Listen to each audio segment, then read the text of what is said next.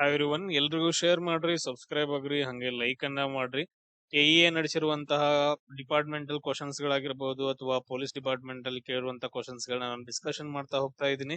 ನೋಡ್ರಿ, first question ಏನೈತೆ, ಹಸಿರು ಮನೆ ಪರಿಣಾಮಕ್ಕೆ ಗ್ರೀನ್ ಹೌಸ್ ಇಫೆಕ್ಟ್ ಅಂತ ಕರಿತೀವಿ. ಇದಕ್ಕೆ ಕಾರಣವಾಗುವ ಅನಿಲಗಳ ಗುಂಪು ಯಾವುದು ಅಂತಂದ್ರೆ ಕೆಳಗಡೆ ಇರೋದ್ರಲ್ಲಿ ಎಸ್ ನೋಡ್ರಿ, ಯಾವ್ದಂತಂದ್ರೆ ಕಾರ್ಬನ್ ಡೈಆಕ್ಸೈಡ್ ಅಂಡ್ ಮೀಥೇನ್ ಅಂತಂದ್ ಹೇಳ್ತೀವಿ. CO2 and CH4, carbon dioxide and CH4 ಅಂತಂದ್ ಹೇಳಿ. ಮೇನ್ ಥಿಂಗ್ಸ್ ಏನಂತಂದ್ ಹೇಳಿದ್ರೆ ಇಲ್ಲಿ ಇವನ್ ನೀರಾವಿ ಕೂಡ ಮೇನ್ ರೀಸನ್ ಆಗುತ್ತೆ. ಅದನ್ನೆಲ್ಲ ಆಪ್ಷನ್ಸ್ ಅಲ್ಲಿ ಕೊಟ್ಟಿಲ್ಲ. ಅದಾದ ನಂತರ ನೆಕ್ಸ್ಟ್ ನೋಡ್ರಿ, ಕಾರ್ಬನ್ ಮೊನಾಕ್ಸೈಡ್ ಅಂತಂದ್ರೆ CO ಅಂತಂದ್ ಹೇಳಿ, ಸಲ್ಫರ್ ಡೈಆಕ್ಸೈಡ್ SO2 ಅಂತಂದ್ ಹೇಳ್ತೀವಿ, ನೈಟ್ರಸ್ ಆಕ್ಸೈಡ್. ಅದಾದ ನಂತರ ನೆಕ್ಸ್ಟ್ ಕಾರ್ಬನ್ ಟೆಟ್ರಾಫ್ಲೋರೈಡ್, ಇದು ಬರಂಗಿಲ್ಲ. ಆಮೇಲೆ ಅಮೋನಿಯಾ ಅಂತಂದ್ ಹೇಳಿದ್ರೆ NH3 ಅಂತಂದ್ ಹೇಳ್ತೀವಿ. ಓಜೋನ್ ಅಂತಂದ್ ಹೇಳಿದ್ರೆ O3 ಅಂತಂದ್ ಹೇಳ್ತೀವಿ. ಇಲ್ಲಿ ಓಜೋನ್ ಎಲ್ಲಿ ಕಂಡು ಬರುತ್ತಂದ್ರ ಸ್ಟ್ರಾಟೋಸ್ಪಿಯರ್ ಒಳಗಡೆ. ಎಲ್ಲಿ ಸ್ಟ್ರಾಟೋಸ್ಪಿಯರ್ ಒಳಗಡೆ ಕಂಡು ಬರುತ್ತೆ, ಇದು ಮೇನ್ ಇಂಪಾರ್ಟೆಂಟ್. ಸೊ ಇದೇನ್ ಮಾಡತ್ತ ಅಂತಂದ್ ಹೇಳಿದ್ರೆ ವಿಕಿರಣಗಳನ್ನ, UV ರೇಡಿಯೇಷನ್ ಅನ್ನ ತಡೆ ಹಿಡಿಯುತ್ತೆ. ಇದು ಒಂದ್ ಕಡೆ ಆಯ್ತಂತಂದ ಹೇಳಿದ್ರೆ, ಈಗ ಹಸಿರು ಮನೆ ಪರಿಣಾಮ ಅಂದ್ರ ಏನು? ನಾವು ಸಿಂಪಲ್ ಆಗಿ ಏನಂದ್ರೆ ನಾವು ಬೆಡ್ ಅಲ್ಲಿ ಏನಂದ್ರೆ ಹೊಚ್ಕೊಂಡ್ ಮಲ್ಕೊಂತೀವಿ, ಗೊತ್ತೈತಿ. ಈಗ ನಾವ್ ಏನ್ ಮಾಡ್ತೀವಿ ಅಂತಂದ್ರೆ ಫುಲ್ ಚಳಿಗಾಲ ಇರುತ್ತೆ. ಎಕ್ಸಾಂಪಲ್ ನಮ್ ಭೂಮಿನೂ ಹಂಗ ಅಂತ ಅನ್ಕೊಡ್ರಿ. ಈಗ ನಮ್ಗೆ ಚಳಿಗಾಲ ಇರುತ್ತೆ, ನಾವು ಮಲ್ಕೊಂಡಿರ್ತೀವಿ. ಮಲ್ಕೊಂಡ ತಕ್ಷಣ ಏನಂತಂದ್ ಹೇಳಿದ್ರೆ ಚಳಿ ಆಗಕ್ ಸ್ಟಾರ್ಟ್ ಆಗುತ್ತೆ, ರೂಮ್ ಅಲ್ಲಿ ಹೆವಿ ಚಳಿ ಆಗಕ್ ಸ್ಟಾರ್ಟ್ ಆಗುತ್ತೆ. ಅವಾಗ ನಾವೇನ್ ಮಾಡ್ತೀವಿ, ಬರೋಬ್ಬರಿ ಬೆಡ್ ಶೀಟ್ ಗಳಿರ್ತಾವ, ಹೊಟ್ಕೊಂಡ್ ನಂತರ ಒಂದು ನಾರ್ಮಲ್ ಟೆಂಪರೇಚರ್ ಮೇಂಟೈನ್ ಆಗತ್ತಲ್ಲ, ನಾರ್ಮಲ್ ಟೆಂಪರೇಚರ್ ನಮ್ ಬೆಡ್ ಒಳಗಡೆ. ಸೇಮ್ ಅದೇ ತರ ಭೂಮಿಯನ್ನ ಕನ್ಸಿಡರ್ ಮಾಡಿದ್ರಿ ಅಂತಂದ್ ಹೇಳಿದ್ರೆ ಈ ಹಸಿರು ಮನೆ ಇಫೆಕ್ಟ್, ಗ್ರೀನ್ ಹೌಸ್ ಇಫೆಕ್ಟ್ ಆಗ್ತಿರ್ಲಿಲ್ಲ ಅಂತಂದ್ ಹೇಳಿದ್ರೆ ನಮ್ದು ಟೆಂಪರೇಚರ್ ಮೈನಸ್ ಅಲ್ಲಿ ಇರ್ತಿತ್ತು. ಸೊ ಇವಾಗ ನಮ್ ಟೆಂಪರೇಚರ್ ಎಷ್ಟ 22 ಡಿಗ್ರಿ ಸೆಲ್ಸಿಯಸ್ ಈಗ ನಾರ್ಮಲ್ ಆಗಿ ಡೇ ಟು ಡೇ ಲೈಫ್ ಅಲ್ಲಿ. ಅದಾದ ನಂತರ ನೈಟ್ ಟೈಮ್ ಅಲ್ಲಿ ಒಂದು 10 ಡಿಗ್ರಿ ಸೆಲ್ಸಿಯಸ್ ಇಂದ ಹಿಡ್ಕೊಂಡು 12 ಡಿಗ್ರಿ ಸೆಲ್ಸಿಯಸ್ ವರೆಗೂ ಈ ತರ ಹಿಂಗ್ ಮೇಂಟೈನ್ ಆಗೈತಲ್ಲ ಒಂದು ಪ್ರಾಪರ್ ಟೆಂಪರೇಚರ್. ಸೊ ಇದು ಮೇಂಟೈನ್ ಆಗಕ್ ರೀಸನ್ ಏನಂದ್ರೆ ಗ್ರೀನ್ ಹೌಸ್ ಇಫೆಕ್ಟ್ ಅಂತಂದ್ ಹೇಳ್ತೀವಿ. ರೀಸನ್ ಯಾಕಂತಂದ್ ಹೇಳಿದ್ರೆ ಈ ರೀತಿಯಾಗಿ ಬರುವಂತ ಸೂರ್ಯನ ಕಿರಣಗಳು ಭೂಮಿಗೆ ತಾಗಿ ಅವು ರಿಫ್ಲೆಕ್ಟ್ ಆಗ್ತಾವ. ಮತ್ತೆ ರಿಫ್ಲೆಕ್ಟ್ ಆಗುವಾಗ ಇಲ್ಲಿ ಮೇಲ್ಗಡೆ ಒಂದು ಲೇಯರ್ ಫಾರ್ಮೇಶನ್ ಇರುತ್ತೆ, ಮತ್ತೆ ರಿಟರ್ನ್ ಬರ್ತಾವ. ಈ ತರ ಹಿಂಗೆ ಇಲ್ಲೇ ರಿಫ್ಲೆಕ್ಟ್ ಆಗ್ತಾವ. ಹಿಂಗ್ ಕೆಲವೊಂದು ಕಿರಣಗಳು ಏನಂತಂದ್ ಹೇಳಿದ್ರೆ ಮೇಲ್ಗಡೆ ಹೋಗ್ತಾವ. ಈ ತರ ಏನಂತಂದ್ ಹೇಳಿದ್ರೆ ರಿಫ್ಲೆಕ್ಟ್ ಆಗಿ ಇಲ್ಲಿ ಏನ್ ಮಾಡ್ತಾವ, ಟೆಂಪರೇಚರ್ ಅನ್ನ ಜಾಸ್ತಿ ಮಾಡ್ತಾವ. ಟೆಂಪರೇಚರ್ ಜಾಸ್ತಿ ಆಗಿ ಯಾವಾಗ್ಲೂ ಒಂದ್ ನಾರ್ಮಲ್ ಟೆಂಪರೇಚರ್ ಮೇಂಟೈನ್ ಆಗುತ್ತೆ. ಈ ಪ್ರೊಸೆಸ್ ಅನ್ನ ನಾವು ಗ್ರೀನ್ ಹೌಸ್ ಇಫೆಕ್ಟ್ ಅಂತಂದ್ ಹೇಳ್ತೀವಿ. ಅದರಲ್ಲಿ ಗ್ಯಾಸಸ್ ಗಳು, CO2 ಗ್ಯಾಸ್ ಇಲ್ಲ ನೋಡ್ರಿ, CO2 ಗ್ಯಾಸು. ಅದಾದ ನಂತರ ನೆಕ್ಸ್ಟ್ ಅದರ್ ಗ್ಯಾಸಸ್ ಗಳು, ವಾಟರ್, ನೀರಾವಿ, ಮೀಥೇನ್, ಇವೆಲ್ಲ ಏನ್ ಮಾಡ್ತಾವ ಅಂತಂದ್ ಹೇಳಿದ್ರೆ ಈಗ ಭೂಮಿಗೆ ಹಿಂಗ ಸೂರ್ಯನ ಕಿರಣಗಳು ಬರ್ತಾವ. ಸೂರ್ಯನ ಕಿರಣಗಳು ಬಂದ್ ಈ ತರ ಅವಕ್ ಹೋಗಿ ಆ ಕಣಗಳಿಗೆ ಬಿಡ ತಕ್ಷಣ ಮತ್ತೆ ರಿಟರ್ನ್ ಕೆಳಗಡೆ ಬರ್ತಾವ. ಇಲ್ಲೊಂದ್ ಲೇಯರ್ ಮೇಂಟೈನ್ ಆಗ್ಬೇಕಲ್ಲ, ಆ ಲೇಯರ್ ಮೇಂಟೈನ್ ಆಗ ಕಾರಣನ ಇವ್ ಆಗ್ತಾವ. ಇದ್ರಿಂದ ಏನಂದ್ರ ಹಸಿರು ಮನೆ ಪರಿಣಾಮ ಜಾಸ್ತಿ ಆಗತ್ತೆ. ಇವ್ರ ಸಂಖ್ಯೆ ಎಲ್ಲಾದ್ರೂ ಜಾಸ್ತಿ ಆಯ್ತು ಅಂತಂದ್ ಹೇಳಿದ್ರ ಹೊರಗ್ ಹೋಗ್ಬೇಕಲ್ಲ ಕಿರಣಗಳು ಕೆಲವೊಂದು. ಅವಾಗ ಕೆಲವೊಂದು ಹೊರಗೆ ಹೋಗೋ ಕಿರಣಗಳು ಕೂಡ ಹೊರಗೆ ಹೋಗಂಗಿಲ್ಲ, ಮತ್ತೆ ರಿಫ್ಲೆಕ್ಟ್ ಆಗಿ ಕೆಳಗ್ ಬರಾಕ್ ಹಿಡಿತಾವ. ಇದರಿಂದ ಟೆಂಪರೇಚರ್ ಏನಂದ್ರೆ ಜಾಸ್ತಿ ಆಗತ್ತ. ಇದನ್ನ ನಾವು ಗ್ಲೋಬಲ್ ವಾರ್ಮಿಂಗ್ ಅಂತ ಕರಿತೇವೆ. ಗ್ರೀನ್ ಹೌಸ್ ಇಫೆಕ್ಟ್ ಎಷ್ಟ್ ಆಗ್ಬೇಕು ಅಷ್ಟ ಆಗ್ಬೇಕು. ಜಾಸ್ತಿ ಆಕಾಯ್ತು ರೀಸನ್ ಏನ, CH4, ಆಮೇಲೆ CO2, CO, ಅದಾದ ನಂತರ ನೆಕ್ಸ್ಟ್ ನೀರಾವಿ, ಇವೆಲ್ಲ ಜಾಸ್ತಿ ಆದವು ಅಂತಂದ್ ಹೇಳಿದ್ರೆ ಗ್ರೀನ್ ಹೌಸ್ ಇಫೆಕ್ಟ್ ಜಾಸ್ತಿ ಆಗತ್ತೆ. ಗ್ರೀನ್ ಹೌಸ್ ಇಫೆಕ್ಟ್ ಜಾಸ್ತಿ ಆಗೋದ್ರಿಂದ ಟೆಂಪರೇಚರ್ ಜಾಸ್ತಿ ಆಗತ್ತೆ. ಮೇನ್ ಈ ರೀಸನ್ ಆಗತ್ತೆ. ಇದನ್ನ ಸಿಂಪಲ್ ಆಗಿ ಹೇಳ್ದೆ ಅರ್ಥ ಮಾಡ್ಕೊಳ್ರಿ.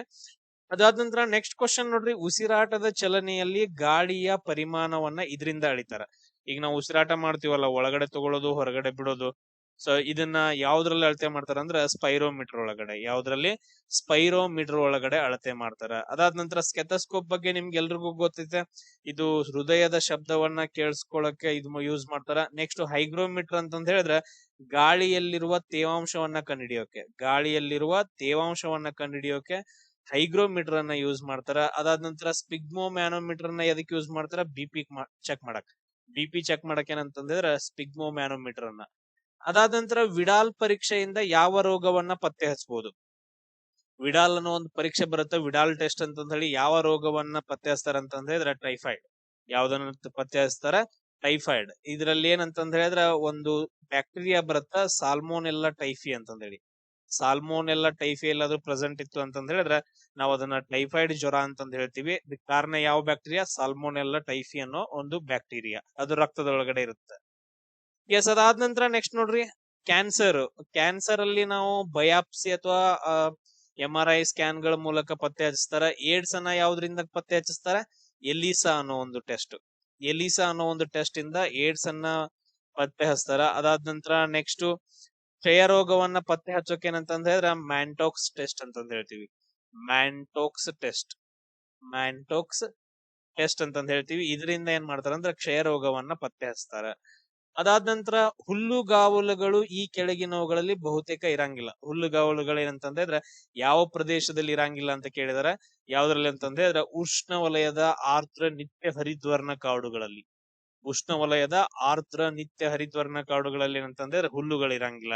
ಯಾಕಂತಂದ ಹೇಳಿದ್ರೆ ಅಲ್ಲಿ ಅತ್ಯಂತ ಕಡಿಮೆ ಮಳೆ ಬೀಳುವ ಪ್ರದೇಶ ಆಗೈತೆ. ಮಳೆ ಏನಂತಂದ್ರೆ ಕಡಿಮೆ ಬೀಳುತ್ತಾ ಅಲ್ಲಿ ಹುಲ್ಲುಗಾವಲೆಲ್ಲ ಕಂಡು ಬರಂಗಿಲ್ಲ. ಅದಾದ ನಂತರ ನೆಕ್ಸ್ಟ್ ಯಾಕಂತಂದ ಹೇಳಿದ್ರೆ ಅಲ್ಲಿ ಮರಗಳು ಏನಿರ್ತಾವ ಅಂತಂದ ಹೇಳಿದ್ರ, ಈಗ ನೋಡ್ರಿ ನಿತ್ಯ ಹರಿದ್ವರ್ಣ ಕಾಡುಗಳು ಮಳಗಳ ದಿಕ್ಕಿ ಹೈಟ್ ಏನಂದ್ರೆ ಜಾಸ್ತಿ ಇರುತ್ತೆ. ಅದಾದ ತುಂಬಾ ಹೊದಿಕೆ ಇರುತ್ತೆ. ಸೂರ್ಯನ ಕಿರಣಗಳ ಕೆಳಗ್ ಬರಂಗಿಲ್ಲ, ಭೂಮಿಗೆ ತಲುಪಂಗಿಲ್ಲ. ಅಲ್ಲಿ ಭೂಮಿಗೆ ಬಂದ ಸೂರ್ಯನ ಕಿರಣಗಳು ತಲುಪಂಗಿಲ್ಲ, ಮಳೆ ನೀರ್ ಜಾಸ್ತಿ ತಲುಪಂಗಿಲ್ಲ. ಆಮೇಲೆ ದೊಡ್ಡ ದೊಡ್ಡ ಗಿಡಗಳು ಇರ್ತಾವ, ಅಲ್ಲಿ ಹುಲ್ಲು ಬೆಳೆಯೋದು ನಿತ್ಯ ಹರಿದ್ವರ್ಣ ಕಾಡುಗಳಲ್ಲಿ. ಸೊ ಅದಕ್ಕೋಸ್ಕರ ಅದು ಆನ್ಸರ್ ಆಗುತ್ತೆ. ಅದಾದ ನಂತರ ನೆಕ್ಸ್ಟ್ ಕೇಂದ್ರ ಅಕ್ಕಿ ಸಂಶೋಧನಾ ಸಂಸ್ಥೆ ಎಲ್ಲೈತೆ ಅಂತಂದೇಳಿ, ಎಲ್ಲೈತಪ್ಪ ಅಂತಂದ್ರೆ ಕಟಕ್ ಒಳಗಡೆ ಐತೆ. ಕಟಕ್, ಈ ಕಟಕ್ ಎಲ್ಲಿ ಕಂಡು ಬರುತ್ತೆ? ಒಡಿಸ್ಸಾದೊಳಗಡೆ ಕಂಡು ಬರುತ್ತೆ. ಕಟಕ್ ನಗರ ಎಲ್ಲಿ ಕಂಡು ಬರುತ್ತೆ ಅಂದ್ರ ಒಡಿಸ್ಸಾದಲ್ಲಿ ಕಂಡು ಬರುವಂತಹ ಒಂದು ನಗರ ಕಟಕ್ ನಗರ ಅಂತಂದ ಹೇಳ್ತೀವಿ. ಅಲ್ಲಿ ಕೃಷಿ ಸಂಶೋಧನಾ ಮಂಡಳಿ ಕಂಡು ಬರ್ತೈತೆ. ಅದಾದ ನಂತರ ನೆಕ್ಸ್ಟ್ ಇನ್ನೊಂದ್ ನೋಡ್ರಿ, ತುಂಬಾ ಇಂಪಾರ್ಟೆಂಟ್. ಒಡಿಸ್ಸಾ ಅಂತ ಬಂದ್ರ ಕೊನಾರ್ಕ್ ಟೆಂಪಲ್ ಬಗ್ಗೆ ಕ್ವಶನ್ ಕೇಳ್ತಾರೆ. ಕೊನಾರ್ಕ್ ದೇವಾಲಯ ಎಲ್ಲಿ ಕಂಡು ಬರುತ್ತೆ ಅಂತಂದ ಹೇಳಿದ್ರೆ ಕೊನಾರ್ಕ್ ಸೂರ್ಯ ದೇವಾಲಯ ಇದು ಒಡಿಸ್ಸಾದಲ್ಲಿ ಕಂಡು ಬರ್ತೈತೆ. ಅದ್ರ ಜೊತೆಗೆ ಒಡಿಸ್ಸಾ ಬಗ್ಗೆ ನಿಮ್ಗೆ ಇನ್ನೊಂದು ಕ್ವಶನ್ ಬರುತ್ತಾ, 13ನೇ ಬಂಡೆಗಲ್ಲು ಶಾಸನ. 13ನೇ ಬಂಡೆಗಲ್ಲು ಶಾಸನ ಏನ್ ಹೇಳುತ್ತ, ಕ್ರಿಸ್ತ ಪೂರ್ವ 261ರಲ್ಲಿ ಅಶೋಕ ಮತ್ತು ಕಳಿಂಗ ಸಾಮ್ರಾಜ್ಯದ ಜೊತೆಗೆ ಯುದ್ಧ ನಡೆಯುತ್ತೆ ಅಂತಂದೇಳಿ. ಆ ಯುದ್ಧದ ಬಗ್ಗೆ ಯಾವುದು? 13ನೇ ಬಂಡೆಗಲ್ಲು ಶಾಸನ, ಅದು ಒಡಿಸ್ಸಾದಲ್ಲಿ ಬರುತ್ತೆ. ಈ ಕಳಿಂಗ ಯುದ್ಧದ ಸಂಬಂಧ ಏನ್ ಮಾಡ್ತಾರ ಅಂತಂದ ಹೇಳಿದ್ರೆ ಅದ್ರ ಹೆಸರು ನೆನಪಿಗೋಸ್ಕರ ಕಳಿಂಗ ಪ್ರಶಸ್ತಿಯನ್ನ ಕೊಡ್ತಾರ. ಕಳಿಂಗ ಪ್ರಶಸ್ತಿಯನ್ನ ಯಾವ ರಾಜ್ಯ ಕೊಡುತ್ತ ಅಂತ ಕೇಳಿದ್ರೆ ಅದು ಕೂಡ ಒಡಿಸ್ಸಾ ರಾಜ್ಯ ಕೊಡುತ್ತ. ಕ್ಲಿಯರ್? ಅದಾದ ನಂತರ ನೆಕ್ಸ್ಟ್ ಕೊಯಮತ್ತೂರ್ ಏನಂತಂದ ಹೇಳಿದ್ರೆ ಕಬ್ಬು ಸಂಶೋಧನಾ ಕೇಂದ್ರ. ಕೇಂದ್ರ ಕಬ್ಬು ಸಂಶೋಧನಾ ಸಂಸ್ಥೆ ಎಲ್ಲೈತೆ ಅಂತಂದ ಹೇಳಿದ್ರೆ ಕೊಯಮತ್ತೂರ್ ಒಳಗಡೆ ಬರ್ತೈತೆ. ಅದಾದ ನಂತರ ಭಾರತೀಯ ತೋಟಗಾರಿಕಾ ಸಂಶೋಧನಾ ಸಂಸ್ಥೆ ಬೆಂಗಳೂರಲ್ಲಿ ಕಂಡು ಬರ್ತೈತಿ. ಅದಾದ ನಂತರ ಬೇಳೆಕಾಳು ಸಂಶೋಧನಾ ಸಂಸ್ಥೆ, ಭಾರತೀಯ ಬೇಳೆಕಾಳು ಸಂಶೋಧನಾ ಸಂಸ್ಥೆ ಕಾನ್ಪುರ್ ಒಳಗಡೆ ಕಂಡು ಬರ್ತೈತಿ. ಅದಾದ ನಂತರ ನೆಕ್ಸ್ಟ್ ನೋಡ್ರಿ, ಭಾರತೀಯ ದೂರ ಸಂವೇದಿ ಸಂಸ್ಥೆ Indian Institute of Remote Sensing ಎಲ್ಲೈತಿ ಅಂತಂದೇಳಿ. ಭಾರತೀಯ ದೂರ ಸಂವೇದಿ ಸಂಸ್ಥೆ ಡೆಹ್ರಾಡೂನ್ ಒಳಗಡೆ ಎಲ್ಲಿ ಕಂಡು ಬರ್ತೈತೆ? ಡೆಹ್ರಾಡೂನ್ ಒಳಗಡೆ ಕಂಡು ಬರ್ತೈತೆ. ಇದೊಂದು ತುಂಬಾ ಇಂಪಾರ್ಟೆಂಟ್. ಅದಾದ ನಂತರ ನೆಕ್ಸ್ಟ್ ನೋಡ್ರಿ, ಇದು ಇಸ್ರೋ ಅಂಡರ್ ಬರುತ್ತೆ. ಇದು Indian Institute of Remote sensing ಏನೈತಲ್ಲ, ಇದು ಯಾವ ಅಂಡರ್ ಬರುತ್ತೆ ಅಂತ ಹೇಳಿದ್ರೆ, ಯಾರ ಅಂಡರ್ ಅಲ್ಲಿ ವರ್ಕ್ ಮಾಡುತ್ತೆ? ಇಸ್ರೋದವ್ರ ಅಂಡರ್ ಅಲ್ಲಿ ಏನಂದ್ರೆ ಇದು ವರ್ಕ್ ಮಾಡುತ್ತೆ. ಅಂದ್ರೆ ಇದು ದೂರ ಸಂವೇದಿ ಮತ್ತು ಜಿಯೋ ಇನ್ಫಾರ್ಮೆಟಿಕ್ ವಿಷಯಗಳಲ್ಲಿ ತರಬೇತಿ ಮತ್ತು ಸಂಶೋಧನೆಯನ್ನ ನೀಡೋದು. ಆಮೇಲೆ ಇಸ್ರೋದ ಪ್ರಧಾನ ಕಚೇರಿ ಎಲ್ಲಿ ಕಂಡು ಬರುತ್ತಾ? ಬೆಂಗಳೂರು ಒಳಗಡೆ. ಇಸ್ರೋದ ಪ್ರಧಾನ ಕಚೇರಿ ಎಲ್ಲಿ ಕಂಡು ಬರುತ್ತಾ? ಬೆಂಗಳೂರು ಒಳಗಡೆ. ಅದಾದ ನಂತರ ನೆಕ್ಸ್ಟ್ ನೋಡ್ರಿ, ಅತಿ ದೊಡ್ಡ ಲೋಕಸಭಾ ಕ್ಷೇತ್ರ. ನೆಕ್ಸ್ಟ್ ಕ್ವಶನ್ ಏನಂತಂದ್ರೆ, ವಿಶ್ವದ ದೃಷ್ಟಿಯಿಂದ ಅತಿ ದೊಡ್ಡ ಲೋಕಸಭಾ ಕ್ಷೇತ್ರ ಯಾವುದು ಅಂತಂದೇಳಿ. ಯಾವ್ದಂತಂದ್ರೆ ಲಡಾಖ್ ಅಂತಂದ ಹೇಳ್ತೀವಿ. ಭಾರತದ ಭೌಗೋಳಿಕ ವಿಸ್ತೀರ್ಣದ ದೃಷ್ಟಿಯಿಂದ ಲಡಾಖ್ ಏನಂತಂದ್ರೆ ಅತ್ಯಂತ ದೊಡ್ಡ ಲೋಕಸಭಾ ಕ್ಷೇತ್ರವಾಗೈತೆ. ಅದಾದ ನಂತರ ಕಚ್ ಅನ್ನೋದು ಏನಂತಂದ್ರೆ ಗುಜರಾತಿನ ಒಂದು ದೊಡ್ಡ ಜಿಲ್ಲೆ ಆಗೈತೆ. ಕಚ್ ಏನಂತಂದ್ರೆ ಗುಜರಾತ್ ನ ದೊಡ್ಡ ಜಿಲ್ಲೆ. ಆಮೇಲೆ ಕಾಂಗ್ರಾ ಏನಂತಂದ್ರೆ ಹಿಮಾಚಲ ಪ್ರದೇಶದ್ದು. ಕಾಂಗ್ರಾ ಎಲ್ಲಿ ಕಂಡು ಬರುತ್ತೆ? ಹಿಮಾಚಲ ಪ್ರದೇಶ. ಪಾಟ್ನಾ ಸಾಹೇಬ್ ಬಿಹಾರ್ ಒಳಗಡೆ. ಪಾಟ್ನಾ ಏನಂತಂದ್ರೆ ಬಿಹಾರ್ ಒಳಗಡೆ. ಈ ಪಾಟ್ನಾವನ್ನ ಹಿಂದಿನ ಕಾಲದಲ್ಲಿ ಏನಂತ ಕರಿತಾ ಇದ್ರು? ಪಾಟಲಿಪುತ್ರ ಅಂತ ಕರಿತಾ ಇದ್ರು. ಪಾಟಲಿಪುತ್ರ ನಗರ. ಈ ಪಾಟಲಿಪುತ್ರ ನಗರ ತುಂಬಾ ಇಂಪಾರ್ಟೆಂಟ್. ಈ ಪಾಟಲಿಪುತ್ರ ನಗರವನ್ನ ಯಾರು ಸ್ಥಾಪನೆ ಮಾಡ್ತಾರ? ಉದಯನ್ ಅಂತಂದೇಳಿ. ಉದಯನ್ ಇವನ್ ಯಾರಂತಂದ ಹೇಳಿದ್ರ ಬಿಂಬಿಸಾರ, ಹರ್ಯಾಂಕ ಡ್ಯಾನಸ್ಟಿ.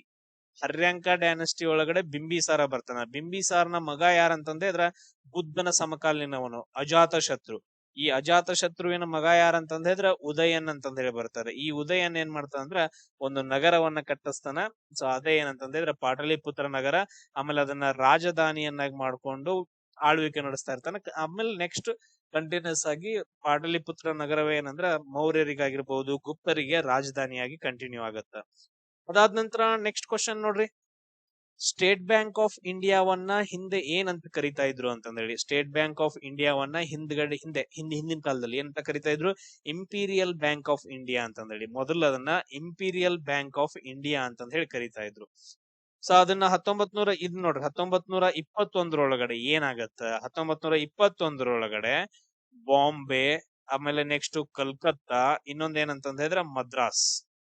ಬಾಂಬೆ, ಕೋಲ್ಕತ್ತಾ, ಮದ್ರಾಸ್. ಈ 3 ಪ್ರೆಸಿಡೆನ್ಸಿ ಬ್ಯಾಂಕ್ ಗಳನ್ನ, ಇವು ಇಲ್ಲಿ ಏನಿದ್ವು ಪ್ರೆಸಿಡೆನ್ಸಿ ಬ್ಯಾಂಕ್ ಗಳಿದ್ವು, ಈ 3ನ್ನ ಒಂದುಗೂಡಿಸಿ ಅದನ್ನ ನಾವ್ ಏನಂತ ಕರಿತೀವಿ ಅಂದ್ರೆ ಇಂಪೀರಿಯಲ್ ಬ್ಯಾಂಕ್ ಆಫ್ ಇಂಡಿಯಾ ಅಂತ ಹೇಳಿ ಕರೆಯೋಕ್ ಸ್ಟಾರ್ಟ್ ಮಾಡ್ತಾರೆ 1921ರಲ್ಲಿ. ಅದಾದ ನಂತರ ನೆಕ್ಸ್ಟ್ ಅದನ್ನ 1955ರೊಳಗಡೆ ಭಾರತ ಸರ್ಕಾರದ ಶಿಫಾರಸ್ಸಿನ ಮೇರೆಗೆ ಅದನ್ನ ಏನ್ ಮಾಡ್ತಾರಂದ್ರ ರಾಷ್ಟ್ರೀಕರಣ ಮಾಡಿ ನೆಕ್ಸ್ಟ್ ಅದನ್ನ SBI, state bank of India ಅಂತಂದ ಹೇಳಿ ಮರುನಾಮಕರಣ ಮಾಡ್ತಾರ. ಇದು ಭಾರತದ ಅತಿ ದೊಡ್ಡ ಸಾರ್ವಜನಿಕ ವಲಯದ ಬ್ಯಾಂಕ್ ಆಗೈತೆ. ಯಾವುದು? SBI, ಅತಿ ದೊಡ್ಡ bank. Clear? Next syndicate bank, ಅದಾದ ನಂತರ ಕೆನರಾ ಬ್ಯಾಂಕ್, ಇವೆರಡು ವಿಲೀನ ಆಗಿದಾವ. ಸೊ ಲಾಸ್ಟ್ ಟೈಮ್ ಏನಂತಂದ್ರೆ ಸಿಂಡಿಕೇಟ್ ಮತ್ತು ಕೆನರಾ ಬ್ಯಾಂಕ್ ಗಳು ಏನಂತಂದ್ರೆ ಎರಡು ವಿಲೀನ ಆಗಿದಾವ. ಅದಾದ ನಂತರ ನೆಕ್ಸ್ಟ್ ಕೆನರಾ ಬ್ಯಾಂಕ್ ಮೊದಲು ಯಾರು ಸ್ಥಾಪನೆ ಮಾಡಿರ್ತಾರ ಅಂತಂದ್ರೆ ಅಮ್ಮಿನ್ ಬಾವಿ ಸುಬ್ಬಾರಾವ್ ಪೈ ಅಂತಂದೇಳಿ. ಅಮ್ಮಿನ್ ಬಾವಿ ಸುಬ್ಬಾರಾವ್ ಪೈ ಅನ್ನೋರು ಏನ್ ಮಾಡಿರ್ತಾರೆ ಅಂದ್ರೆ ಕೆನರಾ ಬ್ಯಾಂಕ್ ಅನ್ನ ಸ್ಥಾಪನೆ ಮಾಡ್ತಾರೆ. ಇದು ನಮ್ಮ ಕರ್ನಾಟಕದೊಳಗಡೆ. ಅದೊಂದು ಪಾಯಿಂಟ್ ಅನ್ನ ನೆನ್ಪಿಟ್ಕೊಡ್ರಿ, ಕೇಳ್ತಾರೆ ಯಾವಾಗ ಅವ್ರಿ. Next nuclear reactor. ನೆಕ್ಸ್ಟ್ ಏನಂತಂದ್ರೆ ಅದ್ರ ನ್ಯೂಕ್ಲಿಯರ್ ರಿಯಾಕ್ಟರ್ ಟೈಮ್ ಬಾಂಬ್ ಅನ್ನೋ ಒಂದು ಬುಕ್ ಅನ್ನ ಯಾರು ಬರ್ತಾರ ಅಂತಂದೇಳಿ. Nuclear reactor time bomb ಯಾರಂತಂದ್ರೆ ಟಕಾಶಿ heroes ಅಂತಂದೇಳಿ. ಯಾರು ಬರೀತಾರ? ಟಕಾಶಿ ಹಿರೋಸ್. ಅಣು ವಿದ್ಯುತ್ ಸ್ಥಾವರಗಳ ಅಪಾಯಗಳ ಕುರಿತು ಈ ಪುಸ್ತಕವನ್ನ ಬರೀತಾರ. ಇದು ಎದಕ್ಕೆ ಬರೀತಾರ ಅಂತಂದ್ರೆ ಜಪಾನ್ ಒಳಗಡೆ ಫುಕುಶಿಮಾ ಅಂತಂದೇಳಿ, ಫುಕುಶಿಮಾ ನಗರದಲ್ಲಿ ಅಣು ದುರಂತ ಉಂಟಾಗತ್ತ. ನ್ಯೂಕ್ಲಿಯರ್ ದುರಂತ, ಅಣು ದುರಂತ ಉಂಟಾಗಿ ತುಂಬಾ ಜನ ಏನಂದ್ರೆ ಅಫೆಕ್ಟ್ ಆಗತ್ತ. ಸೊ ಅದಕ್ಕೋಸ್ಕರ ಈ ಬುಕ್ ಅನ್ನ ಬರೀತಾರ, ನ್ಯೂಕ್ಲಿಯರ್ ರಿಯಾಕ್ಟರ್ ಟೈಮ್ ಬಾಂಬ್ ಅಂತಂದ ಹೇಳಿ. ಅದಾದ ನಂತರ ನೆಕ್ಸ್ಟ್ ಕ್ವಶನ್ ನೋಡ್ರಿ. ಒಂದ್ ಕ್ವಶನ್, ಈಗ ಜಪಾನ್ದು ರಾಜಧಾನಿ ಯಾವುದು ಅಂತಂದ್ರೆ ನಾನೇ ಹೇಳ್ತೀನಿ. ಜಪಾನ್ದು ರಾಜಧಾನಿ ಯಾವ್ದಂದ್ರ ಟೋಕಿಯೋ ಅಂತಂದ್ ಹೇಳ್ತೀವಿ. ಅದ್ರದ್ದು ಕರೆನ್ಸಿ ಏನಂತಂದ್ರೆ ನನ್ ಕಮೆಂಟ್ ಅನ್ನ ಹಾಕ್ರಿ. ನೆಕ್ಸ್ಟ್ ಇನ್ನೊಂದು ನಿಮ್ಗ ಇನ್ನು ಕ್ಯೂರಿಯಾಸಿಟಿ, ಸರ್ ಬೇರೆ ತರ ಯಾವ್ದಾದ್ರು ಕ್ವಶನ್ ಕೇಳ್ಬೋದೇನ್ರಿ ಜಪಾನ್ ಮೇಲೆ? ಜಪಾನ್ ಮೇಲೆ ಏನಂತಂದ್ರೆ ಒಂದು 3 ನದಿ ದ್ವೀಪಗಳು ಕಂಡು ಬರ್ತಾವ. ಅದರಲ್ಲಿ ಅತಿ ದೊಡ್ಡ ನದಿ ದ್ವೀಪ ಅಂತ ದ್ವೀಪಗಳು ಕಂಡು ಬರ್ತಾವ, ದೊಡ್ಡ ದೊಡ್ಡ ದ್ವೀಪಗಳು. ಅದ್ರಲ್ಲಿ ಜಪಾನ್ ಅಲ್ಲಿ ದೊಡ್ಡ ದ್ವೀಪ ಯಾವುದು? ಜಪಾನ್ ಅಲ್ಲಿ ಬರುವಂತ ದೊಡ್ಡ ದ್ವೀಪ ಯಾವುದು? ಅದನ್ನ ಕ್ವಶನ್ ಕೇಳಿದಾರ ಒಂದ್ಸರಿ KS ಒಳಗಡೆ. ಈ ಕೆಳಗಿನ ಭಾರತೀಯ ಕ್ಷಿಪಣಿಗಳಲ್ಲಿ ಯಾವುದು ಮೇಲ್ಮೈಯಿಂದ ಮೇಲ್ಮೈಗೆ ಚಿಮ್ಮುವ ಗುರಿಯನ್ನ ಹೊಂದೈತೆ? ಅಂದ್ರ ಏರ್ ಟು ಏರ್ ಮಿಸೈಲ್ ಅಂತಂದ್ ಹೇಳ್ತೀವಿ. ಏರ್ ಟು ಏರ್ ಮಿಸೈಲ್ ಇವಾಗೆಲ್ಲ ಫುಲ್ ಸುದ್ದಿಯಲ್ಲಿದಾವ್ ನೋಡ್ರಿ. ಏರ್ ಟು ಏರ್ ಮಿಸೈಲ್ ಯಾವ್ದಂತಂದ್ ಹೇಳಿ ಕ್ವಶನ್ ಅನ್ನ ಕೇಳಿದಾರೆ. ಯಾವ್ದಂತಂದ್ ಹೇಳಿದ್ರ ಪೃಥ್ವಿ ಅಂತಂದ್ ಹೇಳ್ತೀವಿ. ಇದು air to air missile. Sir ಇದು ಮೇಲ್ಮೈಯಿಂದ ಮೇಲ್ಮೈ ಅಂತಂದ್ರೆ ಏರ್ ಟು ಏರ್ ಅಂತಂದ್ ಹೇಳಿದ್ರೆ ಗಾಳಿಯಿಂದ ಗಾಳಿಗೆ. ಇವ್ರು ಏನ್ ಕೇಳಿದಾರ? ಮೇಲ್ಮೈಯಿಂದ ಮೇಲ್ಮೈ, ಸರ್ಫೇಸ್ ಟು ಸರ್ಫೇಸ್ ಇದು. Okay, wait, surface to surface ಭೂಮಿಯಿಂದ ಭೂಮಿಗೆ. ಸರ್ಫೇಸ್ ಟು ಸರ್ಫೇಸ್ ಭೂಮಿಯಿಂದ ಬಿಟ್ಟು ಅದಾದ ನಂತರ ಭೂಮಿಗೆ ಹೋಗಿ ಮತ್ತೇನು ಹೊಡೆಯೋದು. ಸರ್ಫೇಸ್ ಟು ಸರ್ಫೇಸ್ ಒಂದು ಬ್ಯಾಲಿಸ್ಟಿಕ್ ಮಿಸೈಲ್ ಕಂಡು ಬರುತ್ತ, ಭಾರತದಿಂದ ನಿರ್ಮಿತವಾದಂತ ಸ್ವದೇಶಿ. ಅದ್ಯಾವ್ದಂತಂದ್ ಹೇಳಿದ್ರೆ ಪೃಥ್ವಿ ಅಂತಂದ್ ಹೇಳ್ತೀವಿ. ಏರ್ ಟು ಏರ್ ಮಿಸೈಲ್ ಅಲ್ಲ, ಅದು ಬಿಡು. ಅದಾದ ನಂತರ ನಾಗ್ ಅನ್ನೋದು ಏನಂತಂದ್ ಹೇಳಿದ್ರೆ ಆಂಟಿ ಟ್ಯಾಂಕ್ ಮಿಸೈಲ್. ಇದೊಂದ್ ಏನಂತಂದ್ರೆ ನಾಗ್ ಅನ್ನೋದು ಆಂಟಿ ಟ್ಯಾಂಕ್ ಮಿಸೈಲ್ ಬರುತ್ತ. ಅಲ್ಲಿ ಟ್ಯಾಂಕ್ಸ್ ಗಳು ಯಾವ್ಯಾವು? T-90 ಅಂತಂದ್ ಹೇಳಿ ಭೀಷ್ಮ ಅಂತಂದ್ ಹೇಳ್ತೀವಿ. ಅದಾದ ನಂತರ ಇನ್ನೊಂದು ಅರ್ಜುನ ಅಂತಂದ್ ಹೇಳಿ ಬರುತ್ತ, ಅರ್ಜುನ್ ಟ್ಯಾಂಕ್. ಇವುಗಳಲ್ಲಿ ನಾಗ್ ಅನ್ನೋ ಒಂದು ಮಿಸೈಲ್ ಅನ್ನ ಬಳಸ್ತಾರ. ಅದಾದ ನಂತರ ನೆಕ್ಸ್ಟ್ ತ್ರಿಶೂಲ್ ಮಿಸೈಲ್. ಇದು ಸರ್ಫೇಸ್ ಇಂದ ಏರ್ ಬಿಡೋದು, ಸರ್ಫೇಸ್ ಟು ಏರ್ ಮಿಸೈಲ್ ಅಂತಂದ್ ಹೇಳ್ತೀವಿ, ತ್ರಿಶೂಲ್ ಅಂತಂದ್ ಹೇಳಿ. ಅದಾದ ನಂತರ ಇನ್ನೊಂದು ಆಕಾಶ್ ಅಂತಂದ್ ಹೇಳಿ ಬರುತ್ತ. ಇದು ಕೂಡ ಏನಂತಂದ್ ಹೇಳಿದ್ರ surface to air missile. Akash ಅನ್ನೋದು ಕೂಡ ಏನಂದ್ರೆ surface to air missile. Next question ನೋಡ್ರಿ. ಭಾರತದ ಮೊದಲ ಸ್ವದೇಶಿ ವಿಮಾನ ವಾಹಕ ಯಾವುದು ಅಂತಂದೇಳಿ. ಸೊ ಈಗ ನಾವು ಆಲ್ರೆಡಿ ಒಂದು ವಿಮಾನ ವಾಹಕವನ್ನ ತಗೊಂಡಿದೀವಿ. ಅದನ್ನ ನಾವು ವಿಕ್ರಮಾದಿತ್ಯ ಅಂತ ಕರಿತೀವಿ. ವಿಕ್ರಮಾದಿತ್ಯ. ಎರಡನೇದು ಏನ್ ಮಾಡಿದೀವಿ ಅಂದ್ರೆ ನಮ್ ಇಂಡಿಯಾದಲ್ಲೇ ನಾವು ಅದನ್ನ ರೆಡಿ ಮಾಡಿದೀವಿ, ನಿರ್ಮಿತ ಮಾಡಿದೀವಿ. ಅದು ಹೆಸರೇನಂದ್ರೆ INS ವಿಕ್ರಾಂತ್ ಅಂತಂದ್ ಹೇಳ್ತೀವಿ. INS ವಿಕ್ರಾಂತ್. ಇದನ್ನ ಯಾರು ನಿರ್ಮಾಣ ಮಾಡಿದಾರೆ ಅಂತಂದ್ ಹೇಳಿದ್ರೆ ಕೊಚ್ಚಿನ್ ಶಿಪ್ ಯಾರ್ಡ್ ಅವರು. ಕೊಚ್ಚಿನ್ ಶಿಪ್ ಯಾರ್ಡ್ ದವ್ರು ಏನ್ ಮಾಡಿದಾರೆ ಅಂತಂದ್ ಹೇಳಿದ್ರೆ ಇದನ್ನ ನಿರ್ಮಾಣ ಮಾಡಿದಾರೆ. ಆಮೇಲೆ ಇದರಲ್ಲಿ ಬೃಹತ್ ನೌಕೆಗಳನ್ನ ಅಂದ್ರೆ ವಿಮಾನಗಳನ್ನ ಎಲ್ಲಾನು ಏನ್ ಮಾಡ್ತವೆ ಅಂತಂದ್ ಹೇಳಿದ್ರೆ ಟ್ರಾನ್ಸ್ಫರ್ ಮಾಡ್ತೀವಿ. ನೆಕ್ಸ್ಟ್ ವಿರಾಟ್ ಅಂತಂದ್ ಹೇಳಿ, ಇದು ಹಳೆಯ ವಿಮಾನ ವಾಹಕ ನೌಕೆ, ತುಂಬಾ ಹಳೇದು. ಸೊ ಎಲ್ಲಿಂದ ತಗೊಂಡೇವ ಅಂದ್ರೆ UK ದಿಂದ ತಗೊಂಡೇವಿ ಇದನ್ನ, ಹಳೆ ವಿರಾಟ್ ಅಂತಂದ್ ಹೇಳಿ. ಅದಾದ ನಂತರ ವೈಭವ್ ಮತ್ತು ವರಾಹ ಅಂತಂದ್ ಹೇಳಿ ಇವ್ಯಾವೂ ಇಲ್ಲ. ಸೊ ಇಷ್ಟು ಪಾಯಿಂಟ್ಸ್ ಗಳನ್ನ ನೆನ್ಪಿಟ್ಕೊಡ್ರಿ. ನೆಕ್ಸ್ಟ್ ಕ್ವಶನ್ ಏನಂತಂದ್ರೆ, ಸಿಯಾಚಿನ್ಗೆ ಭೇಟಿ ನೀಡಿದ ಮೊದಲ ಪ್ರಧಾನ ಮಂತ್ರಿ ಯಾರು? ಸಿಯಾಚಿನ್ಗೆ ಭೇಟಿ ನೀಡಿದಂತ ಮೊದಲ ಪ್ರಧಾನಿ ಯಾರಂದ್ರ ರಾಜೀವ್ ಗಾಂಧಿ. 1989ರಲ್ಲಿ ರಾಜೀವ್ ಗಾಂಧಿ ಅವ್ರು ಏನ್ ಮಾಡ್ತಾರಂದ್ರ ಸಿಯಾಚಿನ್ ಗ್ಲಾಸಿಯರ್ಗೆ ಭೇಟಿ ನೀಡಿದಂತಹ ಮೊದಲ ವ್ಯಕ್ತಿ ಆಗ್ತಾರ, ಅಂದ್ರೆ ಪ್ರಧಾನ ಮಂತ್ರಿ ಆಗ್ತಾರ. ಇದು ಸಿಯಾಚಿನ್ ಅನ್ನೋದು ಏನಂತಂದ್ರೆ ವಿಶ್ವದ ಅತಿ ಎತ್ತರದ ಯುದ್ಧ ಭೂಮಿ ಅಂತಂದ್ ಹೇಳ್ತೀವಿ. ವಿಶ್ವದ ಅತಿ ಎತ್ತರದ ಯುದ್ಧ ಭೂಮಿ ಯಾವ್ದಂತಂದ್ ಹೇಳಿದ್ರ ಸಿಯಾಚಿನ್ ಪ್ರದೇಶ ಅಂತಂದ್ ಹೇಳ್ತೀವಿ. ಆಮೇಲೆ ನೆಕ್ಸ್ಟ್ ಐ.ಕೆ. ಗುಜ್ರಾಲ್, ಮನಮೋಹನ್ ಸಿಂಗ್, ನರೇಂದ್ರ ಮೋದಿ ಇವ್ರು ರೀಸೆಂಟ್ ಆಗಿ ಹೋಗಿ ಇವರೆಲ್ಲ ಭೇಟಿ ಆಗಿದ್ರ. ಎಲ್ರು ಭೇಟಿ ಆಗ್ಯಾರ ಸಿಯಾಚಿನ್ಗೆ. ಬಟ್ ಅದ್ರ ಫಸ್ಟ್ ಯಾರಂದ್ರ ರಾಜೀವ್ ಗಾಂಧಿ. ಅದಾದ ನಂತರ next interlinking of Indian rivers ಅನ್ನೋ ಒಂದು ಬುಕ್ ಅನ್ನ ಯಾರು ಬರೀತಾರ ಅಂತಂದ್ ಹೇಳಿ ರಾಧಾಕಾಂತ್ ಭಾರತಿ ಅಂತಂದ್ ಹೇಳಿ. ಯಾರ? ರಾಧಾಕಾಂತ್ ಭಾರತಿ ಅವ್ರ ಏನ್ ಮಾಡ್ತಾರ ಅಂದ್ರ interlinking of Indian rivers ಅಂತಂದ್ ಹೇಳಿ ಇವರು ಪುಸ್ತಕವನ್ನ ಬರೀತಾರ. ಇದು ತುಂಬಾ ಇಂಪಾರ್ಟೆಂಟ್. ಭಾರತದ ನದಿಗಳ ಜೋಡಣೆಯ ಯೋಜನೆಯ ಕುರಿತು ಇದು ಬುಕ್ ಆಗೈತೆ. ಅದಾದ ನಂತರ ನೆಕ್ಸ್ಟ್ ಇಮ್ಯಾಜಿನಿಂಗ್ ಇಂಡಿಯಾ ಅನ್ನೋ ಒಂದು ಬುಕ್ ಬರುತ್ತೆ. ಇದು ಬಹಳ ಫೇಮಸ್ ಐತೆ. ಇಮ್ಯಾಜಿನಿಂಗ್ ಇಂಡಿಯಾ ಅಂತಂದ್ ಹೇಳಿ ಒಂದ್ ಬುಕ್. ಈ ಬುಕ್ ಅನ್ನ ಯಾರು ಬರೀತಾರ ಅಂದ್ರ ನಂದನ್ ನೀಲಕೇಣಿ. ಯಾರು ಬರೀತಾರ? ನಂದನ್ ನೀಲಕೇಣಿ. ನೆಕ್ಸ್ಟ್ ಕ್ವಶನ್ ನೋಡ್ರಿ, ಈ ಕೆಳಗಿನ ದೇಶಗಳಲ್ಲಿ ಯಾವುದು ಏಸಿಯಾನ್ ಸದಸ್ಯ ರಾಷ್ಟ್ರವಲ್ಲ? ಏಸಿಯಾನ್ ಅನ್ನೋ ಒಂದು ಆರ್ಗನೈಸೇಷನ್ ಬರುತ್ತ, ಆಗ್ನೇಯ 10 ರಾಷ್ಟ್ರಗಳ ಒಕ್ಕೂಟವಾಗೈತೆ. ಇದರಲ್ಲಿ ಯಾವುದು ಸದಸ್ಯ ರಾಷ್ಟ್ರ ಅಲ್ಲ? ಇಂಡಿಯಾ ಅಲ್ಲ. ಯಾವ್ಯಾವ ಬರ್ತೈತೆ? ಫಸ್ಟ್ ಒನ್ ಏನಂತಂದ್ ಹೇಳಿದ್ರ ಬ್ರೂನೈ. ಸೆಕೆಂಡ್ ಒನ್ ಏನಂತಂದ್ ಹೇಳಿದ್ರ ಕಾಂಬೋಡಿಯಾ. ಥರ್ಡ್ ಒನ್ ಏನಂತಂದ್ ಹೇಳಿದ್ರ ಇಂಡೋನೇಷಿಯಾ. ಇಲ್ಲೇ ಬರೀತ ನೋಡ್ರಿ, ಇಂಡೋನೇಷಿಯಾ. ಅದಾದ ನಂತರ ಫೋರ್ತ್ ಒನ್ ಏನಂತಂದ್ ಹೇಳಿದ್ರ ಲಾವೋಸ್. ಫಿಫ್ತ್ ಒನ್ ಏನಂತಂದ್ ಹೇಳಿದ್ರ ಫಿಫ್ತ್ ಏನಂತಂದ್ ಹೇಳಿದ್ರ ಮಲೇಷ್ಯಾ. ಸಿಕ್ಸ್ತ್ ಒನ್ ಏನಂತಂದ್ ಹೇಳಿದ್ರ ಮಯನ್ಮಾರ್. ಆಮೇಲೆ seventh one Philippines. Eighth one Singapore. Ninth one ಏನಂತಂದ್ ಹೇಳಿದ್ರ ಥೈಲ್ಯಾಂಡ್. 10th ಒನ್ ಏನಂದ್ರ ವಿಯೆಟ್ನಾಂ. ಸೊ ಟೋಟಲ್ ಆಗಿ 10 ದೇಶಗಳು ಸೇರಿ ಏನ್ ಮಾಡ್ತಾರ ಅಂತಂದ್ ಹೇಳಿದ್ರ ಇದನ್ನ ಏಷಿಯಾನ್ ಅನ್ನೋ ಒಂದು ಆರ್ಗನೈಸೇಷನ್ ಸ್ಥಾಪನೆ ಮಾಡ್ತಾರ. ಬಟ್ ಆದ್ರೆ ಇದರಲ್ಲಿ ಭಾರತ ಸದಸ್ಯ ರಾಷ್ಟ್ರ ಅಲ್ಲ. ಯಾವುದು ಸದಸ್ಯ ರಾಷ್ಟ್ರ ಅಲ್ಲ. ಅದಾದ ನಂತರ ನೆಕ್ಸ್ಟ್ ಕ್ವಶನ್ ನೋಡ್ರಿ, ಭಾರತದಲ್ಲಿ ಮೂಲಭೂತ ಹಕ್ಕುಗಳನ್ನ ತಿದ್ದುಪಡಿ ಮಾಡಲು ಯಾರಿಗೆ ಅಧಿಕಾರ ಐತೆ ಅಂತಂದ್ ಹೇಳಿ. ಸೊ ಫಂಡಮೆಂಟಲ್ ರೈಟ್ಸ್ ಗಳನ್ನ ತಿದ್ದುಪಡಿ ಮಾಡ್ಬೇಕಂತಂದ್ ಹೇಳಿ ಯಾರಿಗೆ ಅಧಿಕಾರ ಐತೆ ಅಂತಂದ್ ಹೇಳಿದ್ರ ಸಂಸತ್ತಿಗೆ ಐತೆ. ಸಂಸತ್ತು ಅಥವಾ ಪಾರ್ಲಿಮೆಂಟ್ ಅಂದ್ರೆ ಏನಿರುತ್ತೆ? ಸಂಸತ್ ಅಂದ್ರೆ ಅದರಲ್ಲಿ ಪ್ರೆಸಿಡೆಂಟ್ ಇರ್ತಾರ. ಅದಾದ ನಂತರ ಲೋಕಸಭೆ ಇರುತ್ತೆ. ಲೋಕಸಭೆ ಅಂದ್ರೆ 543 ಜನ ಮೆಂಬರ್ಸ್. ಆಮೇಲೆ ರಾಜ್ಯಸಭೆ ಇರುತ್ತೆ, ಅಂದ್ರೆ ಟೋಟಲ್ ಆಗಿ 250 ಜನ ಮೆಂಬರ್ಸ್. ಇವ್ರನ್ನೆಲ್ಲಾ ಸೇರಿಸಿ ನಾವು ಸಂಸತ್ತು ಅಂತಂದ್ ಹೇಳಿ ಕರಿತೀವಿ. ಆರ್ಟಿಕಲ್ 368 ಪ್ರಕಾರ ನಾವು ಫಂಡಮೆಂಟಲ್ ರೈಟ್ಸ್ ಗಳನ್ನ ತಿದ್ದುಪಡಿ ಮಾಡಬಹುದು. ಸಾಂವಿಧಾನಿಕ ತಿದ್ದುಪಡಿ ಅಂತಂದ್ ಹೇಳ್ತೀವಿ. ಇದು ತುಂಬಾ ಇಂಪಾರ್ಟೆಂಟ್.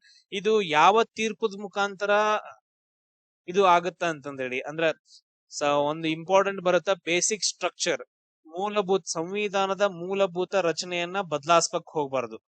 ಸೊ ಅಂತಂದ್ ಹೇಳಿ ಕೆಲವೊಂದು ತೀರ್ಮಾನಗಳು ಬರ್ತಾವ, ಅವುಗಳನ್ನ ಬಿಟ್ಬಿಡ್ರಿ. ಇಷ್ಟೇ ನೆನ್ಪಿಟ್ಕೊಳ್ರಿ, ಮತ್ ಸುಮ್ನೆ ಕನ್ಫ್ಯೂಸ್ ಆಗೋದ್ ಬೇಡ. ಆಮೇಲೆ ಆರ್ಟಿಕಲ್ 124 ಏನ್ ಹೇಳುತ್ತ? ಸುಪ್ರೀಂ ಕೋರ್ಟ್ ಬಗ್ಗೆ ಹೇಳುತ್ತ. ಸೊ ಅದಕ್ಕೊಬ್ಬ ಸುಪ್ರೀಂ ಕೋರ್ಟ್ ಬಗ್ಗೆ ಹೇಳ್ತೀನಿ ನೋಡ್ರಿ. ಸುಪ್ರೀಂ ಕೋರ್ಟ್ ಅಲ್ಲಿ ಟೋಟಲ್ ಆಗಿ 33 ಜನ ನ್ಯಾಯಾಧೀಶರು, ಒಬ್ರು ಚೀಫ್ ಜಸ್ಟಿಸ್ ಆಫ್ ಇಂಡಿಯಾ ಇದಾರ. ಇವಾಗಿನ ಚೀಫ್ ಜಸ್ಟಿಸ್ ಆಫ್ ಇಂಡಿಯಾ ಯಾರು ಅಂತ ಕಮೆಂಟ್ ಹಾಕ್ರಿ. ಟೋಟಲ್ ಆಗಿ ಏನಂತಂದ್ರೆ 34 ಜನ ನ್ಯಾಯಾಧೀಶರು ಕಂಡು ಬರ್ತಾರ ಸುಪ್ರೀಂ ಕೋರ್ಟ್ ಒಳಗಡೆ. ಇದ್ರ ಹೆಡ್ ಕ್ವಾರ್ಟರ್ಸ್ ಎಲ್ಲ ಐತೆ ದೆಹಲಿ ಒಳಗಡೆ ಐತೆ. ಇದು ಸುಪ್ರೀಂ ಕೋರ್ಟ್.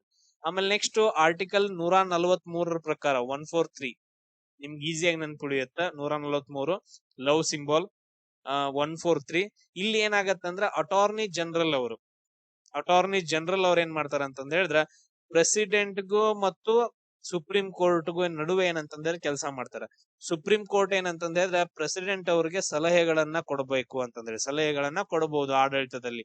ಅದು ಯಾರ ಮುಖಾಂತರ ಆಗತ್ತಂತಂದ್ ಹೇಳಿದ್ರೆ ಅಟಾರ್ನಿ ಜನರಲ್ ಮುಖಾಂತರ ಆಗತ್ತ. ಇದು ಆರ್ಟಿಕಲ್ 143 ಅಂತಂದ್ ಹೇಳ್ತೀವಿ. ಅದಾದ ನಂತರ ನೆಕ್ಸ್ಟ್ ಕ್ವಶನ್ ನೋಡ್ರಿ, ಎಲ್ಲಾ ರಾಜ್ಯಗಳ ಮುಖ್ಯಮಂತ್ರಿಗಳು ಇವರ ಪದ ನಿಮಿತ್ತ ಸದಸ್ಯರಾಗಿರ್ತಾರೆ. ಎಲ್ಲಾ ರಾಜ್ಯದ ಮುಖ್ಯಮಂತ್ರಿಗಳು ಯಾವ್ದ್ರದ್ದು ಸದಸ್ಯರಾಗಿರ್ತಾರೋ ಅಂತಂದೇಳಿ, ಯಾರ್ದು ಸದಸ್ಯರಾಗಿರ್ತಾರೋ? ರಾಷ್ಟ್ರೀಯ ಅಭಿವೃದ್ಧಿ ಮಂಡಳಿ, NDC ಅಂತಂದ್ ಹೇಳ್ತೀವಿ. ನ್ಯಾಷನಲ್ ಡೆವಲಪ್ಮೆಂಟ್ ಕೌನ್ಸಿಲ್ ಅಂತಂದ್ ಹೇಳ್ತೀವಿ. ಅದ್ರದ್ದು ಏನಂತ ಹೇಳಿದ್ರೆ ಅಧ್ಯಕ್ಷರು ಯಾರಾಗಿರ್ತಾರ ಅಂದ್ರ ಪ್ರಧಾನ ಮಂತ್ರಿ ಪ್ರೈಮ್ ಮಿನಿಸ್ಟರ್ ಆಗಿರ್ತಾರ. ಆಮೇಲೆ ಉಳಿದವ್ರು ಎಲ್ಲಾ ರಾಜ್ಯದ ಮುಖ್ಯಮಂತ್ರಿಗಳು ಸಿಎಂಗಳು ಪದ ನಿಮಿತ್ತ ಅಧ್ಯಕ್ಷರಾಗಿರ್ತಾರ. ಕ್ಲಿಯರ್. ಅದಾದ ನಂತರ ಹಣಕಾಸು ಆಯೋಗ ಆರ್ಟಿಕಲ್ 280 ಹಣಕಾಸು ಆಯೋಗ ಅಂತಂದ್ ಹೇಳ್ತೀವಿ. ಈ ಹಣಕಾಸು ಆಯೋಗದ ಮುಖ್ಯಸ್ಥರು ಯಾರಾಗಿರ್ತಾರಂದ್ರ ಫೈನಾನ್ಸ್ ಮಿನಿಸ್ಟರ್ ಅವರಾಗಿರ್ತಾರ. ಇವ್ರನ್ನ ಈ ಹಣಕಾಸು ಆಯೋಗವನ್ನ ಯಾರ್ ನೇಮಕ ಮಾಡ್ತಾರ ಅಂತಂದ್ರೆ ರಾಷ್ಟ್ರಪತಿ ಅವ್ರ ನೇಮಕ ಮಾಡ್ತಾರ. ರಾಷ್ಟ್ರಪತಿ. ಅದಾದ ನಂತರ ನೆಕ್ಸ್ಟ್ ನೋಡ್ರಿ, ಯೋಜನಾ ಆಯೋಗ 1951 ಆಲ್ಮೋಸ್ಟ್ ಯೋಜನಾ ಆಯೋಗ ಕಂಡು ಬರುತ್ತ. ಇಲ್ಲಿ ಪಂಚವಾರ್ಷಿಕ ಯೋಜನೆಗಳನ್ನ ಜಾರಿಗೆ ತಗೊಂಡ್ ಬರ್ತಾರ ಯೋಜನಾ ಆಯೋಗದ ಮುಖಾಂತರ. ಬಟ್ ಆದ್ರೆ ಇದು 2015ರಲ್ಲಿ ನರೇಂದ್ರ ಮೋದಿ ಅವ್ರು ಏನ್ ಮಾಡ್ತಾರ ಅಂತಂದ್ರೆ ಇದನ್ನ ಚೇಂಜ್ ಮಾಡ್ತಾರ. ಸರ್ ಯೋಜನಾ ಆಯೋಗವನ್ನ ತೆಗೆದ್ಬಿಟ್ಟು ಅದನ್ನ ನೀತಿ ಆಯೋಗ ಅಂತ ಮಾಡ್ತಾರ. ಇವಾಗ ಯಾವ್ದು ಪ್ರೆಸೆಂಟ್ ಐತೆ? ನೀತಿ ಆಯೋಗ ಪ್ರೆಸೆಂಟ್ ಐತೆ.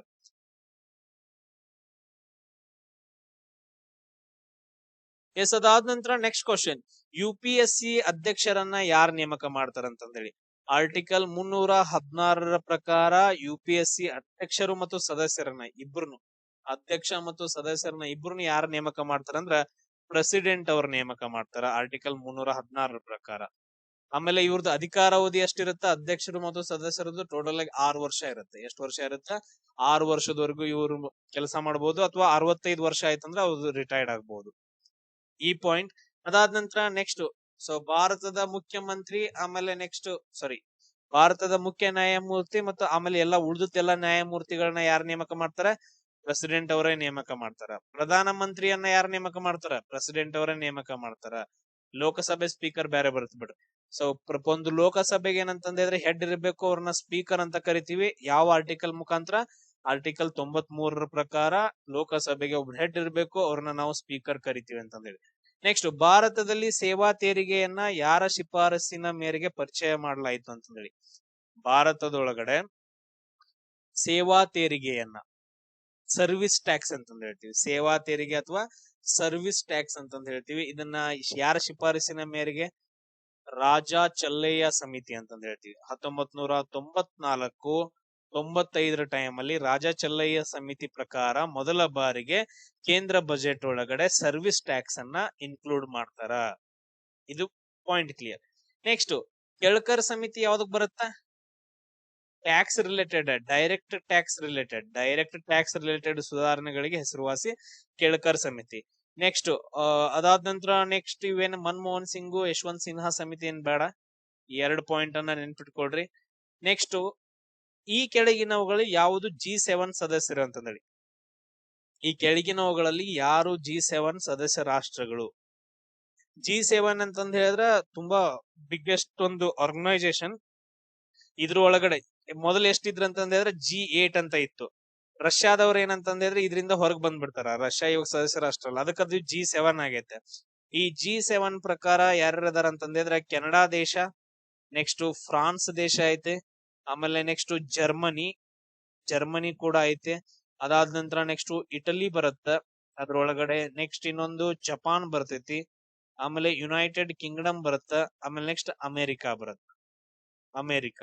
ಕ್ಲಿಯರ್. ಇವು ಟೋಟಲ್ ಆಗಿ 7. ಹಂಗಾದ್ರೆ ಇಲ್ಲಿ ಯಾವ್ಯಾವ ಬರ್ತಾವ? ಸ್ಪೇನ್ ಬರಂಗಿಲ್ಲ, 1 2 ರಷ್ಯಾ ಬರಂಗಿಲ್ಲ, ಜಪಾನ್, ಫ್ರಾನ್ಸ್ 1 2 4 6 ಅಂತ ಹೇಳಿ 1 2 4 6 ಆಪ್ಷನ್ ಬಿ ಕರೆಕ್ಟ್ ಆಗತ್ತೆ ನೋಡ್ರಿ. Main important. ಆಮೇಲೆ G7 ಅಲ್ಲಿ ಒಂದೇ ಒಂದು ಏಷ್ಯಾ ದೇಶ ಐತೆ, ಅದು ಜಪಾನ್. G7 ಒಳಗಡೆ ಒಂದೇ ಒಂದು ಏಷ್ಯಾ ದೇಶ ಐತೆ, ಅದು ಜಪಾನ್. ಈ ತರ ನಿಮಗೆ ಟ್ರಿಕಿ ಕ್ವಶನ್ಸ್ ಗಳನ್ನು ಕೂಡ ಕೇಳಬಹುದು, ಪ್ರಾಪರ್ ಆಗಿ ನೆನ್ಪಿಟ್ಕೊಡ್ರಿ. ನೆಕ್ಸ್ಟ್, ಸಮರ್ಥ್ ಎಂಬುದು ಯಾವ ಸಚಿವಾಲಯದ ಪ್ರಮುಖ ಕೌಶಲ್ಯ ಅಭಿವೃದ್ಧಿ ಯೋಜನೆ ಆಗೈತೆ? ಕೌಶಲ್ಯವನ್ನ, ಟೆಕ್ನಿಕಲ್ ಸ್ಕಿಲ್ ಅನ್ನ ಕೌಶಲ್ಯ ಅಭಿವೃದ್ಧಿ ಯೋಜನೆ ಒಂದಾಗೈತೆ. ಅದ್ ಯಾವ್ದಂದ್ರ ಸಮರ್ಥ್ ಅಂತಂದ್ ಹೇಳ್ತೀವಿ. ಇದು ಯಾವ ಸಚಿವಾಲಯದ ಅಂಡರ್ ಬರತ್ ಅಂತಂದೇಳಿ? ಯಾವ್ದಂದ್ರ ಜವಳಿ ಸಚಿವಾಲಯ. ಟೆಕ್ಸ್ಟೈಲ್ ಇಂಡಸ್ಟ್ರಿ ಅಂತಂದ್ ಹೇಳ್ತೀವಲ್ಲ, ಟೆಕ್ಸ್ಟೈಲ್, ಅದು ಜವಳಿ ಸಚಿವಾಲಯದ ಅಂಡರ್. ಸಮರ್ಥ್ ಅಂತಂದ್ರೆ scheme for capacity building in textile structure. Scheme for capacity building in textile sector ಅಂತಂದೇಳಿ ಅದನ್ನ ಸಮರ್ಥ್ ಅಂತಂದ್ ಹೇಳಿ ಶಾರ್ಟ್ ಆಗಿ ಕರಿತೀವಿ. ಇದು ಜವಳಿ ವಲಯದಲ್ಲಿ ಕೌಶಲ್ಯಾಭಿವೃದ್ಧಿ, ಉದ್ಯೋಗ ಸೃಷ್ಟಿ ಮಾಡೋದಾಗಿರ್ಬೋದು, ಆಮೇಲೆ ಉದ್ಯಮಶೀಲತೆಯನ್ನ ಉತ್ತೇಜಿಸುವ ಗುರಿಯನ್ನ ಹೊಂದೈತೆ. ನೆಕ್ಸ್ಟ್, ಕೃಷಿ ಇಲಾಖೆ, ಕೃಷಿ ಮತ್ತು ರೈತರ ಕಲ್ಯಾಣ ಸಚಿವ ಇದು ಈ ಇಲಾಖೆ ಅಂಡರ್ ಒಂದು ಯೋಜನೆ ಬರುತ್ತಾ, ಆ ಯೋಜನೆ ಇಂಪಾರ್ಟೆಂಟ್. ಪ್ರಧಾನ ಮಂತ್ರಿ ಕೃಷಿ ಸಿಂಚಾಯಿ ಯೋಜನೆ. ಪ್ರಧಾನ ಮಂತ್ರಿ ಕೃಷಿ ಸಿಂಚಾಯಿ ಯೋಜನೆ. ನಂಗೊಂದ್ ಕಮೆಂಟ್ ಹಾಕ್ರಿ, ಹಿಂಗಂದ್ರೆ ಏನದ, ಎತ್ತ ಸಂಬಂಧ ಬಂದೈತಿ ಪ್ರಧಾನ ಮಂತ್ರಿ ಕೃಷಿ ಸಿಂಚಾಯಿ ಯೋಜನೆ, ಅದನ್ನ ಕಮೆಂಟ್ ಹಾಕ್ರಿ. ಅದಾದ ನಂತರ ರಾಷ್ಟ್ರೀಯ ಕೌಶಲ್ಯ ಅಭಿವೃದ್ಧಿ ನಿಗಮ, ರಾಷ್ಟ್ರೀಯ ಕೌಶಲ್ಯ ಉದ್ಯಮಶೀಲತಾ ಸಚಿವಾಲಯ, NSDC ಅಂತಂದ್ ಹೇಳ್ತೀವಿ, ನ್ಯಾಷನಲ್ ಬಿಡ್ರದ್ನ. ನೆಕ್ಸ್ಟ್ ಮಾನವ ಸಂಪನ್ಮೂಲ ಅಭಿವೃದ್ಧಿ ಸಚಿವಾಲಯ, ಇದನ್ನ ಶಿಕ್ಷಣ ಸಚಿವಾಲಯ ಅಂತಾನು ಕೂಡ ಕರಿತೀವಿ. ಜಸ್ಟ್ ಇಷ್ಟ ಪಾಯಿಂಟ್ಸ್ ಗಳು. ಅದಾದ ನಂತರ ಲಾಸ್ಟ್ ಕ್ವಶನ್ ನೋಡ್ರಿ ಇದೆ ಇವತ್ತಿಂದು. So next set of questions ಗಳನ್ನ ನಾವು ನೆಕ್ಸ್ಟ್ ಕ್ಲಾಸ್ ಅಲ್ಲಿ ಡಿಸ್ಕಷನ್ ಮಾಡೋಣ. ಎಲ್ರಿಗೂ ಶೇರ್ ಮಾಡ್ರಿ. ಆಮೇಲೆ ಕರ್ನಾಟಕ ಜಿಯೋಗ್ರಫಿ ಕೋರ್ಸ್ ಕೂಡ ನಾನು ಆಲ್ರೆಡಿ ಅಪ್ಲೋಡ್ ಮಾಡ್ತಾ ಇದ್ದೀನಿ, ಆ ವಿಡಿಯೋಸ್ ಗಳನ್ನ ನೋಡ್ರಿ. ನೆಕ್ಸ್ಟ್ ಕ್ಲಾಸ್ ಅಲ್ಲಿ ಸಿಗೋಣ. ಜೈ ಹಿಂದ್.